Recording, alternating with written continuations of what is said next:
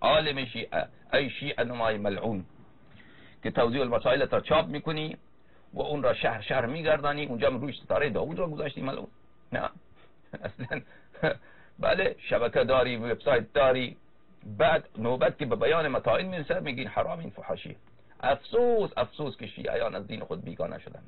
اینها را باید شیعیان آنچنان مثل سگ اینا را ذلیل بکنه، این آخوندارا اینها را آنچنان کتک بزنه که اینها دیگر بله از دیگر سر بلند نتوانند بکنن. افسوس افسوس که مؤمن کم، مؤمن با غیرت کم، جوانان مؤمن کم هستند.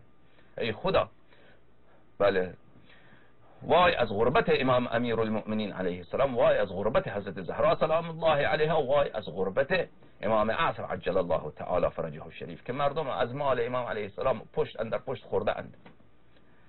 برای خود چه امپراتوری های اقتصادی درست کرده اند، برای خودشان چه آقایی و چه ریاست ظاهری و چه قداست نیابت امام علیه السلام درست کرده اند و در عین حال خودشان بدترین دشمن امام زمان علیه السلام، بدترین دشمن حضرت زهرا سلام الله علیها، در حالی که سینه هایشان سپر هست از برای ابوبکر، از برای عمر، از برای عثمان، از برای طلحه، زبیر، عایشه.